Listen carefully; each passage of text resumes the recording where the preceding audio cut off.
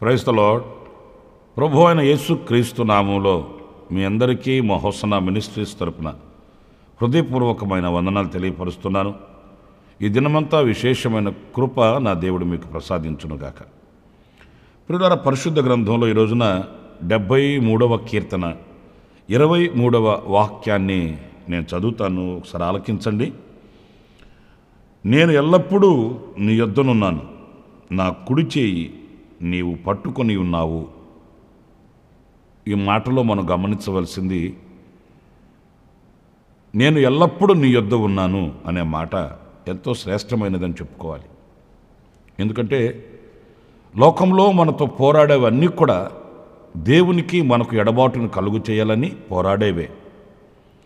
లోకంలో మనం ఎదుర్కొనవలసినవన్నీ కూడా ఎలాంటివి అనంటే దేవునికి మనకు అడ్డుగా మధ్యలో నిలిచేవే.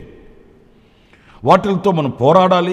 అవి ఏవైనప్పటికీ కూడా ఆత్మానుసారంగానైనా శరీరానుసారంగానైనా మనతో అనేకమైన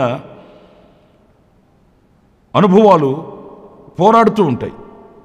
ఇవి మనకు చేసే కీడేంటి అనంటే దేవునికి మనకు ఎడబాటు కలుగు చేయడం, దేవునికి మనకు మధ్య అడ్డుబండగా నిలబడడం, ఆటంకాలు కలుగు చేయడం, ఇలాంటివన్నీ మనకు ఎదురవుతూ ఉంటాయి. అయితే వీటిలన్నింటినీ ఛేదించి జయించి దేవునికి మనం దూరం కాకుండా, ఆయనకి మనకు మధ్య ఉన్న సన్నిహితమైన సంబంధం ఎడబాటు కాకుండా ఆయన యొద్ద ఎల్లప్పుడూ మనం ఉండడం అనేది ఒక గొప్ప ఆశ్చర్యకరమైన ఆశీర్వాదకరమైన అనుభవమే అని చెప్పుకోవాలి. నేను ఎందుకు ఈ మాట చెప్తున్నానంటే, యేసుక్రీస్తు ఒక ఉపమానం చెప్పాడు, మనందరికీ బాగా తెలుసు. 15వ అధ్యాయం లూకాసు సువార్తలో ఒక తండ్రికి 2 కుమారులు ఉన్నారు. ఆ 2 కుమారులలో ఒకడు చిన్నవాడు తండ్రి దగ్గర ఆస్తిని పంచుకొని వెళ్ళిపోయాడు. రెండవ కుమారుడు అంటే పెద్ద కుమారుడు ఉన్నాడు కదా, ఆ పెద్ద కుమారుడు చిన్న కుమారుని వంటి వాడు కాదు. ఏమంటే నేను ఒక మాట అడుగుతాను, చిన్న కుమారునికి వచ్చిన ఆలోచన పెద్ద కుమారునికి రాలేదంటారా? ఇతనికి వచ్చిన ఆశ అతనికి ఎందుకు కలగదు? కలుగుంటుంది, వచ్చి ఉంటుంది. అతడు కూడా మనిషే కదండి. కాకపోతే అతనికి వచ్చిన ఆశని అతడు అధిగమించగలిగాడు. తండ్రిని విడిచిపెట్టి మనం ఎక్కడికి వెళుతాము? తండ్రికి దూరమై మనం ఏం సాధించగలుగుతాము? తండ్రి నీడను విడిచిపెట్టి మనం ఎక్కడికి వెళ్ళి సురక్షితంగా ఉండగలము అని వివేచించి ఆ ఆశను జయించగలిగాడు. అందుకే మీరు చూడండి, తండ్రి ఆ పెద్ద కుమారునితో మాట్లాడుతూ, నీవు ఎల్లప్పుడూ నాతో ఉన్నావు గనుక నావన్నీ నీవే అన్నాడు. ఎల్లప్పుడూ నీవు నాతో ఉండడం అంటే ఏంటి?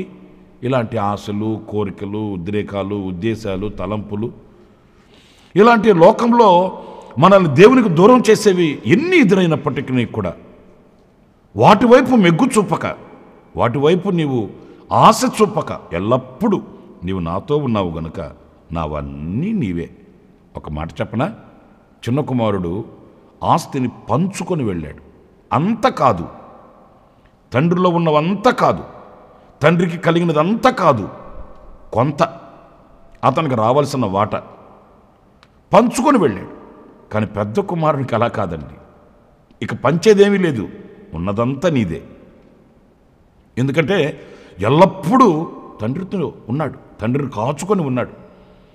తండ్రికి తనకు ఎడబాటు కలిగి చేసేవి ఎన్ని వచ్చినప్పటికీ వాటిలన్నింటినీ జయించుకుంటూ, వాటిలన్నింటినీ అణగదొక్కి ఒక జయవీరుడిగా తండ్రితో ఉన్నాడు కనుక తండ్రిలో ఉన్నవన్నీ పెద్ద కుమారుడు సొంతం చేసుకోగలిగాడు.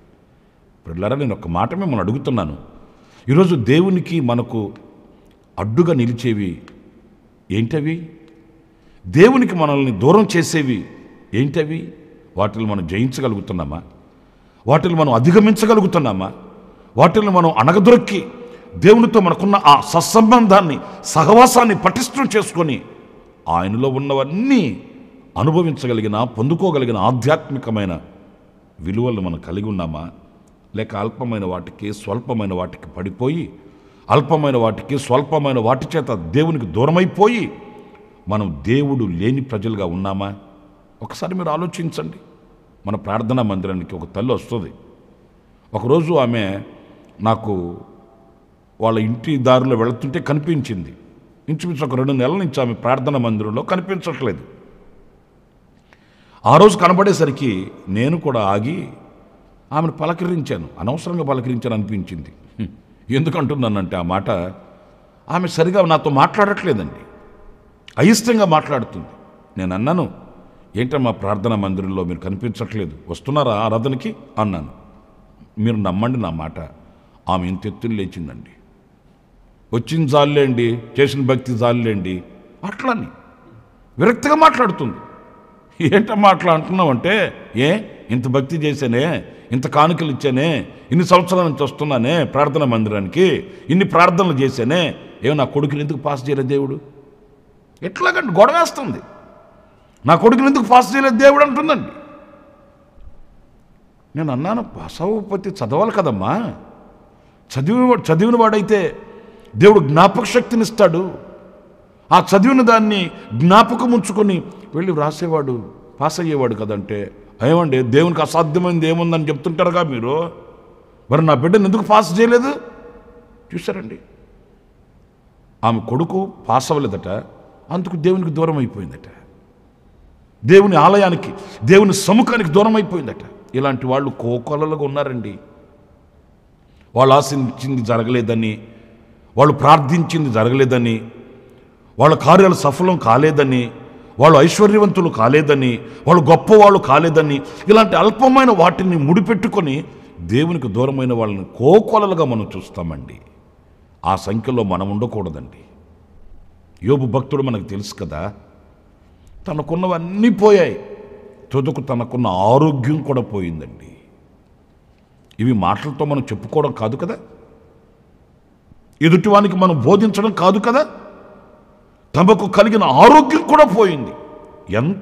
ఎన్ని పోయినా కూడా దేవునికి ఆయనకి మధ్య ఉన్న ఆ సంబంధం పోలేదండి. పోలేదు గనుకయే పోగొట్టుకుని అన్ని మళ్ళీ పొందుకోగలిగాడు.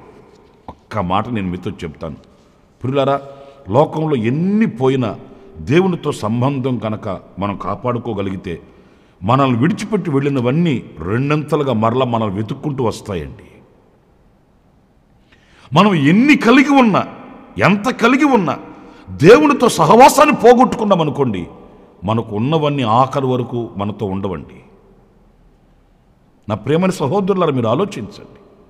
అంచేత ఏది శ్రేష్టమైనది, ఏది రమ్యమైనది, ఏది అమూల్యమైనది, ఏది మనకు ఘనమైనది అని యోచించుకొని అడుగులు వేసి ఆత్మీయతను కాపాడుకొని ఎల్లప్పుడూ మనం ఆయనతో ఉండాలండి.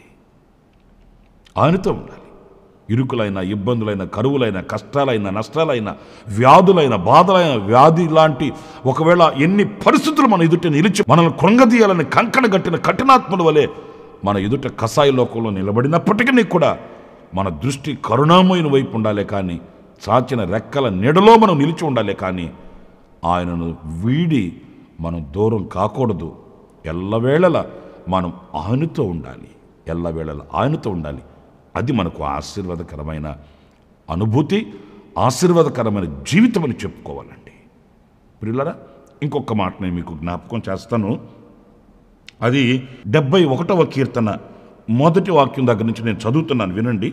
యెహోవా, నేను నీ శరణు జొచ్చి ఉన్నాను, నన్నెన్నడూనూ సిగ్గుపడనీయకుము. 4వ వాక్యం, నా దేవా, భక్తిహీనుల చేతుల్లో నుండి నన్ను రక్షింపుము, కీడు చేయువారి పట్టులో నుండి, బలత్కారుని పట్టులో నుండి నన్ను విడిపింపుము. 14వ వాక్యం అండి, నేను ఎల్లప్పుడూ నిరీక్షింతును, నేను మరి ఎక్కువగా నిన్ను కీర్తింతును. శ్రేష్టమైన మాట. ఇక్కడ చూడండి, నేను ఎల్లప్పుడూ నిరీక్షింతును. మనం ఎల్లప్పుడూ ఆయనతో ఉండడం మాత్రమే కాదు, మనం ఎల్లప్పుడూ నిరీక్షణ గలవారమై ఉండాలండి. ఈ కీర్తన మీరు తర్వాత చదవండి. తనకున్న పరిస్థితులు చాలా విపత్కరమైన పరిస్థితులండి. ఏదో సాదాసీదాగా మనం మాట్లాడుకోవడం కాదు. కడుపు నొప్పి, వెన్ను నొప్పి, తల నొప్పి, పన్ను నొప్పి, లేకపోతే మరొకటి ఇలా కాదండి. తనకున్న వేదనభరితమైన అనుభవాలు ఎలాంటివి అనంటే కదలలేని పరిస్థితులండి. కీడు చేయవారు ఆయనను చుట్టుముట్టి ఉన్నారట. ఇక ఎటు కదలలేని పరిస్థితుల్లో అతను ఉన్నాడు. అయినప్పటికీ కూడా ఆయన అంటాడు, యెహోవా నేను నీ శరణు జొచ్చి ఉన్నాను, నన్ను ఎన్నడూ సిగ్గుపడనివ్వకయ్యా, నేను ఎల్లప్పుడూ నిరీక్షించుచున్నాను. ఇప్పుడు మన పద్ధతి ఎట్లా ఉంటుందంటే, ఇప్పుడు గనక విత్తనం వేస్తే మధ్యాహ్నానికి చెట్టు వచ్చేయాలి, సాయంకాలం ఇంటి ఇళ్ళపాది కూర్చొని కాయలు కోసుకుని తినాలి. అంత అలా ఉంటుందండి మన పరిస్థితి. అలా కాలేదనుకోండి, ఏమంటారు తెలుసండి, అసలు దేవుడు ఉన్నాడంటావా, అసలు దేవుడు ఉంటే మా ప్రార్థన ఆలకిస్తాడంటావా, ఇట్లా మాట్లాడుతారండి. ఎందుకనంటే వాళ్ళు అనుకున్నవి తక్షణమే జరగలేదు కనుక, వాళ్ళు అనుకున్నవి అప్పటికప్పుడే జరిగిపోవాలి కనుక.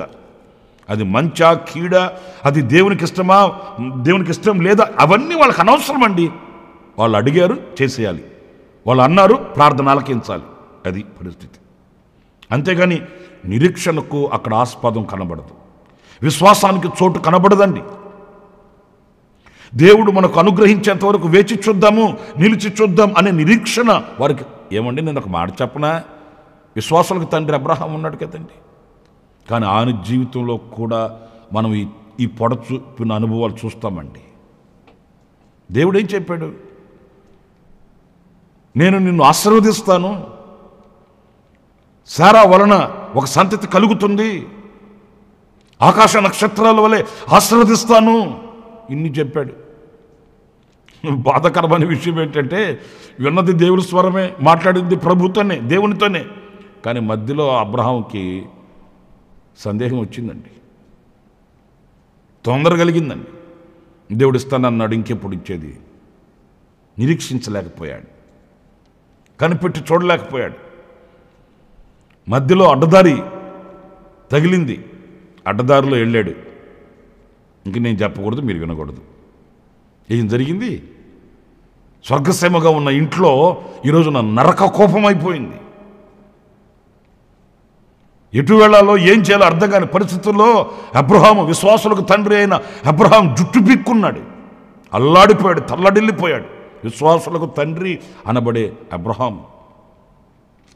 అయ్యగారు, అబ్రహామయ్య గారు ఎందుకంటే ఈ పని చేసుకున్నారంటే ఆయన అంటాడు, ఏం చేద్దామండి, 4 రోజులు కనిపెట్టుంటే పోయిండమాట. నేను ఒక మాట చెప్తాను, జాగ్రత్తగా వినండి. ఎప్పుడైతే మన తొందరపాటు మనకు ఆధారం అవుతుందో, నిరీక్షించక విశ్వసించక తొందరపాటుతో నిర్ణయాలు తీసుకుంటామో, మన బ్రతుకంత భారమైపోతుందండి. ఇక అక్కడి నుంచి మన బ్రతుకు ముందుకు వెళ్ళాలంటే అంత భారంగా బ్రతుకుని ఈడ్చుకుని వెళ్ళవలసి వస్తుందే కానీ సులువుగా సునాయసనంగా సుందరంగా జీవితం ఉండదండి.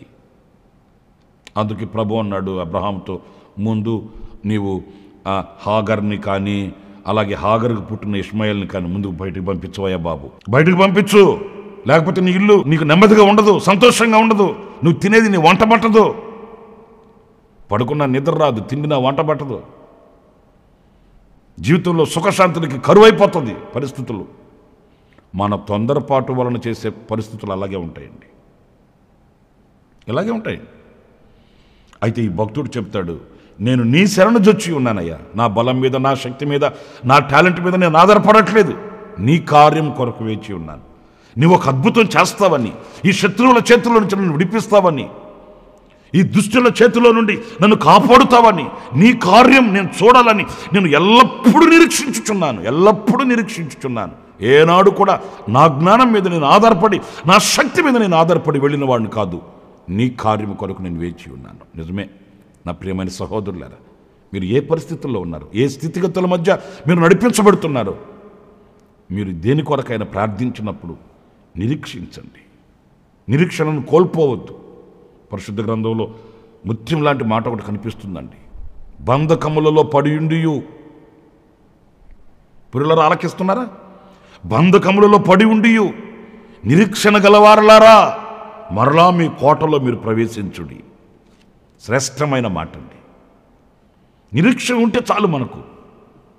మన గురించి మనకు సపోర్ట్ చేసే మనుషులు మనకు లేకపోయినా పర్లేదు, మనల్ని గురించి సాక్ష్యాలు చెప్పగలిగిన వాళ్ళు మనకు లేకపోయినా పర్లేదు, మనల్ని గురించి రాజులతో మాట్లాడవలసిన వాళ్ళు మనకు కరువైపోయినా పర్లేదు. నిరీక్షణ ఉంటే చాలు. అధికారాలు, ఆధిపత్యాలు, పదవులు చేతి నిండా డబ్బు, ఒంటి నిండా బంగారు, ఇంటి నిండా జనం మనకు ఒకవేళ కానరాకపోయినా పర్లేదు, కానీ గుండె నిండా నిరీక్షణ నింపుకుంటే చాలు, మరలా ఎండిన మోడికి చిగురును చూడగలుగుతాము. వెసారిపోయిన జీవితంలో ఆయన మరలా నూతన జీవాన్ని కలిగిస్తాడు. మరలా కోటలోనికి మనల్ని ప్రవేశింపచేస్తాడు. మనకు కావాల్సింది నిరీక్షణ, హోప్. ఈ నిరీక్షణ మనకుంటే చాలండి. ఈరోజున అనేక కుటుంబాల్లో ఈ నిరీక్షణను చూడలేకపోతున్నాం. అనేకుల క్రైస్తవ జీవితాలలో ఈ నిరీక్షణను చూడలేక తొందరపాటు. నా ప్రియమైన దేవుని బిడ్డలారా, నిరీక్షించిన వాడు ఎవడు కూడా నిరసిల్లిపోలేదు. నిరీక్షించిన వ్యక్తి ఎవరు కూడా సిగ్గుపడలేదు. వాక్యం అంటుంది, ఈ నిరీక్షణ మనలను సిగ్గుపరచదు. సిగ్గుపరిచేది కాదు నిరీక్షణ. నిరీక్షణ ఎప్పుడు మనల్ని తలవంపులు కలుగు చేయదు, నలుగురిలో నగుబాట్లు చేయదు, మనం తల ఎత్తుకొని తిరిగేటట్లు చేస్తుంది శుభప్రదమైన నిరీక్షణ. గనుక నా ప్రియులారా, ఎల్లప్పుడూ ఈ నిరీక్షణ గలవారమై మనం బ్రతకాలని వాక్యం మనకు హెచ్చరిస్తుంది. ఆఖరిగా మరొక మాట కూడా నేను చెప్తాను. అది కీర్తనల గ్రంథంలో 106వ కీర్తన 3వ చరణంలో మనం గమనించినప్పుడు, న్యాయమును అనుసరించువారు ఎల్లవేళలా నీతిని అనుసరించి నడుచుకునివారు ధన్యులు. ఇక్కడ న్యాయమును అనుసరించువారు ఎల్లవేళలా నీతిని అనుసరించువారు ధన్యులంట. ఎల్లవేళలా నీతిని అనుసరించాలంటండి. ప్రియమైన వారు గమనించండి, కొంతకాలం మనం నీతిమంతులుగా ఉండడం కాదు, కొంతకాలం మనం పరిశుద్ధులుగా, పవిత్రులుగా, యథార్థవంతులుగా ఉండడం కాదు. ఎల్లవేళలా ఒక్క మాటలు చెప్పాలంటే మనము ప్రభు ఏకమగు వరకు కూడాను, మనము ఆయన ఏకమగు వరకు ఆ నీతిని మనం కాపాడుకోవాలి. లోకంలో దుర్నీతి, స్వనీతి, లోకంలో ఏదో నీతిమంతులుగా అనేక మంది కనిపిస్తున్నారు. వాక్యం అంటుంది, మురికి గుడ్డ పేలిక లాంటిది వాళ్ళ నీతి. కానీ దైవ నీతి అలాంటిది కాదు. దైవ నీతి పవిత్రమైనది, దైవ నీతి యథార్థమైనది, దైవ నీతి పక్షపాతం లేనిది, అంత నిష్కళంకమైనది దైవ నీతి. ఆ దైవ నీతిని ఎల్లప్పుడూ మనం కలిగి ఉండాలంటండి. చాలామంది ఊతపదంగా మాట్లాడుతుంటారు, ఏమండి నీతిగా బ్రతికితే లోకంలో రోజులు లేవండి అని చెప్తారు. నేను చాలామంది దగ్గర విన్నానండి ఈ మాట. ఈ రోజుల్లో నీతిగా నిజాయితీగా మనం బ్రతికితే కుదురుతుందా అంటారండి. ఎందుకు కుదరదు? నీతిగా నిజాయితీగా బ్రతికితే లోకంలో మనకు మనుగడ లేదండి అని చెప్తారు. నేను ఒకటే మాట చెప్పనా, లోకంలో మనుగడ లేకపోవచ్చు, లోకంలో నీతి లేకపోవచ్చు, యేసయ్యలో మనుగడ ఉంది, యేసయ్యలో నీతి ఉంది. యేసయ్యలో నీతి ఉంది కనుకయే ఆయన చేతులు చాచి పిలుస్తున్నాడు, నా యొద్దకు రండి అని. ఎందుకు ఆయన యొద్దకు వెళ్ళాలి? ఆయన యొద్ద నీతి ఉంది, ఆయన యొద్ద పరిశుద్ధత ఉంది. లోకంలో లేని పరిశుద్ధత, లోకంలో లేని నీతి, లోకంలో లేని యథార్థత, లోకంలో లేని దైవత్వం క్రీస్తులో ప్రత్యక్షమవుతుందండి, క్రీస్తులో ఉందండి. అందుకే ఆయన పిలుస్తున్నాడు చేతులు చాచి.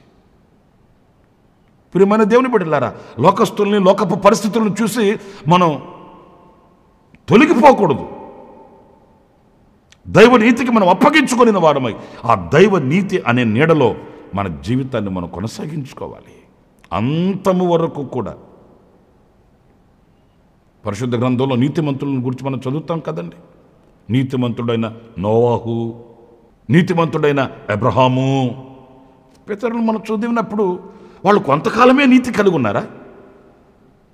ఆపదలు తీరేంత వరకు, అద్భుతాలు జరిగేంత వరకు, ఐశ్వర్యం కలిగేంత వరకు, సమాధానం కలిగేంత వరకు, సమృద్ధి వచ్చేంత వరకు అంతవరకే నీతి కలిగి ఉన్నారండి? కాదు కాదు కాదు ఆఖరి శ్వాస వరకు కూడాను. మన పితరులు కొందరు చూస్తామండి, అగ్నిలో వేసిన, సింహాల బోనులో వేసిన వాళ్ళని శిరశ్ఛేదనం చేస్తున్నప్పటికీ కూడా నీతిని ఏమాత్రం విడిచిపెట్టలేదు. నీతిమంతులై వాళ్ళు గమ్యం వైపు ప్రయాణం చేశారు. వారు కోరిన రేవుకు వాళ్ళు వెళ్ళిపోయారు. గనుక నా ప్రియమైన సహోదరులారా, శోధనలు వచ్చాయని, శ్రమలు వచ్చాయని, ఇబ్బందులు వచ్చాయని, కష్టాలు వచ్చాయని, నష్టాలు వస్తున్నాయని నీతిని విడిచిపెట్టకూడదు. ఏమంటే నేను అన్ని విడిచిపెట్టి దేవుడు దేవుడు దేవుడని నీతి కలిగిన మార్గంలో నడుస్తుంటే నా వ్యాపారాలు వర్ధిల్లట్లేదండి, నా చేతి పని వర్ధిల్లట్లేదండి, అంచేత ఈ నీతిగా ఉండడం అనవసరం అనుకుంటున్నానండి అనుకుంటున్నారండి కొంతమంది. ప్రేమైన దేవుని బిడ్డలారా, నీతిగా ఉంటే ఆశీర్వాదం కలగట్లేదని లోకపు నీతిని ఆశ్రయించి, లోకంలో ఉన్న దరిద్రతను ఆశ్రయించి లోకం వైపు తిరిగితే అది దీవెన అంటారా? కానే కాదు. అది హానికరమైన అనుభవం అండి. అది కాలనాగులా కాటు వేస్తుంది. ఒక రోజున ఈరోజు ఐశ్వర్యంగా కనబడుతున్నది రేపటి రోజున రెక్కలు చెగిరిపోతుంది, నేను ఒంటరిని చేసేస్తుంది. ఆ రోజున మన పరిస్థితి ఏంటి? నీతిని ఆధారం చేసుకునే వ్యక్తి ప్రతిఫలాన్ని పొందుతాడు. అందుకే వాక్యంలో యెషయా గ్రంథంలో మనం చదువుతాము, నీ నీతి సముద్ర తరంగముల వలె ఉండాలట. ఆ సముద్రపు తరంగం ఎలాగైతే అలసిపోకుండా ఉంటుందో అలాంటి జీవితపు అనుభవాలలో మనం ముందుకు వెళ్ళాలి. అది మనకు ఆశీర్వాదకరమైనది. ప్రియులారా, నేను 3 విషయాలు నేను మీతో చెప్పాను. 1, ఎల్లప్పుడూ మనం ఆయనతో ఉండాలి.